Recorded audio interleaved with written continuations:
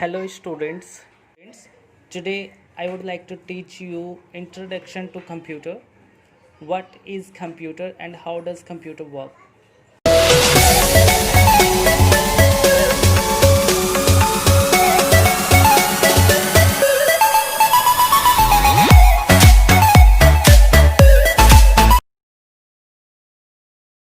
Students, जैसे कि आपको पता है कि आज हम ये दो टॉपिक्स कवर करने वाले हैं कि कंप्यूटर क्या है और दूसरा है कि कंप्यूटर कैसे काम करता है। तो चलिए आइए देखते हैं। सबसे पहले हम देखते हैं कि कंप्यूटर क्या है। यहाँ पर देखिए, जो कंप्यूटर है वो एक इलेक्ट्रॉनिक डिवाइस है जो डेटा को इन्फॉर्मेशन में कन्वर्ट करने का काम करती है। इलेक्ट्रॉनिक डिवाइस सबको पता है क्योंकि ये बिजली से चलती है, इसलिए इसको इलेक्ट्रॉनिक डिवाइस कहा जाता है। ये डेटा को इन्फॉर्मेशन में कन्वर्ट करती है। डेटा और इन्फॉर्मेशन दोनों अलग अलग वर्ड है, आप इनको इंटरचेंजेबली यूज़ नहीं कर सकते। डेटा का मीनिंग होता है रॉ फैक्ट्स और इन्फॉर्मेशन का मीनिंग होता है प्रोसेस्ड डेटा। डेटा का मीनिंग होता है रॉ फैक्ट्स। रॉ फैक्ट्स का मीनिंग है जो यूज़र इनपुट डिवाइसेस के थ्रू जो भी इनपुट एंटर करवाता है, जो भी डेटा एंटर करवाता है, उसी को रॉ फैक्ट कहा जाता है, उसी को डेटा कहा जाता है। इन्फॉर्मेशन वो हमारे लिए तब बनता है जब उस डेटा पर कंप्यूटर का जो प्रोसेसर है प्रोसेसिंग कर लेता है, उसको बाइनरी फॉर्म में कन्वर्ट करके हमको रिज़ल्ट दे देता है, फिर उसको कहा जाता है इन्फॉर्मेशन। इस इन्फॉर्मेशन को आप आउटपुट भी बोल सकते हो और आप इसे रिज़ल्ट भी कह सकते हो। यानी कि इन्फॉर्मेशन जो है वो हमारा प्रोसेस्ड डेटा है और उसी को आउटपुट कहा जाता है, उसी को रिज़ल्ट कहा जाता है। डेटा का मीनिंग क्या होता है? जो यूज़र इनपुट करवाता है कुछ भी चीज़ें, जैसे आपने 5 एंटर करवाया, कोई भी अल्फ़ाबेट एंटर करवाया कीबोर्ड की हेल्प से, तो वो सारा हमारा डेटा है। कंप्यूटर में जाके इस पर प्रोसेसिंग होती है, प्रोसेसिंग होके फिर हमारा जो स्क्रीन पर आउटपुट आता है उसी को इन्फॉर्मेशन कहा जाता है। तो ये क्लियर हो गया, डेटा अलग वर्ड है और इन्फॉर्मेशन अलग वर्ड है, इसको आप इंटरचेंजेबली यूज़ नहीं कर सकते हो। आइए अब देखते हैं कि कंप्यूटर काम कैसे करता है। अगर आपको ये डेटा और इन्फॉर्मेशन ईज़िली समझ में आ गया है, तभी आप इसकी वर्किंग को समझ पाएंगे कि कंप्यूटर कैसे काम करता है। चलिए देखते हैं कंप्यूटर कैसे काम करता है। ये है ब्लॉक डायग्राम कंप्यूटर का। जो कंप्यूटर का ब्लॉक डायग्राम है यही आपको पूरी इन्फॉर्मेशन दे देगा कि कंप्यूटर कैसे काम करता है। ओवरऑल व्यू दे रहा है ये आपको। यहाँ पर देखो डेटा लिखा हुआ है, लेफ़्ट साइड में डेटा लिखा हुआ है, फिर उसके बाद इनपुट यूनिट लिखा हुआ है, फिर स्टोरेज यूनिट है, फिर आउटपुट यूनिट है, फिर इन्फॉर्मेशन है। नीचे भी एक ब्लॉक्स दिए हुए हैं कंट्रोल यूनिट के, अर्थमेटिक लॉजिक यूनिट के। चलिए देखते हैं, इसको समझते हैं कि इसका मीनिंग क्या है, ब्लॉक डायग्राम हमें क्या डिपिक्ट करता है। सबसे पहले डेटा आपको पता लग गया। जो यूज़र के थ्रू कुछ भी इनपुट करवाया जाता है उसी को डेटा कहा जाता है। आपने अपना नेम कीबोर्ड के थ्रू एंटर करवाया है तो वो डेटा है। आपने 5 एंटर किया है, 10 एंटर किया, आपने कुछ भी कीबोर्ड की हेल्प से कुछ भी एंटर करवाया है तो वो आपके लिए डेटा है, वो आपके लिए इन्फॉर्मेशन नहीं है। इन्फॉर्मेशन कब होगी? जब वो आपको आउटपुट की फॉर्म में मिलेगा। तो इनपुट आउटपुट के बारे में आगे की वीडियोस में हम जानेंगे। अभी देखते हैं सिर्फ डेटा और इन्फॉर्मेशन क्या है और कंप्यूटर कैसे काम करता है।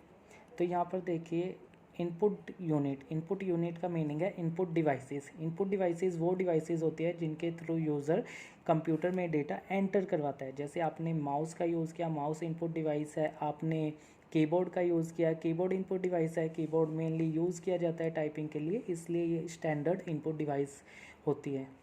तो डेटा मान लीजिए आपने 5 और 10 को ऐड करवाना है कंप्यूटर के थ्रू और आपको उसका रिज़ल्ट चाहिए। 5 और 10 का क्या आएगा प्लस होके? 15 आएगा रिज़ल्ट। बट आपने कीबोर्ड से प्रेस किया 5 और 10 प्रेस किया। अब कंप्यूटर को ये नहीं पता कि 5 का क्या मीनिंग है और 10 का क्या मीनिंग है। कंप्यूटर को की लैंग्वेज क्या होती है? कंप्यूटर की लैंग्वेज होती है बाइनरी लैंग्वेज। बाइनरी लैंग्वेज ही उसकी लैंग्वेज है जिसको वो समझता है, अंडरस्टैंड कर पाता है। जैसे हमारी हिंदी लैंग्वेज है, इंग्लिश लैंग्वेज है, सिमिलरली जो कंप्यूटर है उसकी लैंग्वेज होती है बाइनरी लैंग्वेज। और बाइनरी लैंग्वेज में सिर्फ 2 डिजिट्स होती है, एक 0 होता है और एक 1 होता है। 0 का मीनिंग होता है ऑफ और 1 का मीनिंग होता है ऑन।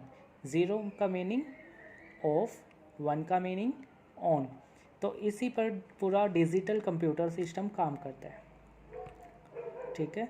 तो जैसे ही हमने कीबोर्ड से 5 प्रेस किया तो कीबोर्ड के अंदर एक एनकोडर सिस्टम होता है। वो एनकोडर सिस्टम उस 5 को क्या करेगा, बाइनरी फॉर्म में कन्वर्ट करेगा, यानी कि 0 और 1 की फॉर्म में कन्वर्ट करेगा। तभी कंप्यूटर को समझ में आएगा कि एक्चुअली यूज़र ने कौन सी की प्रेस की है।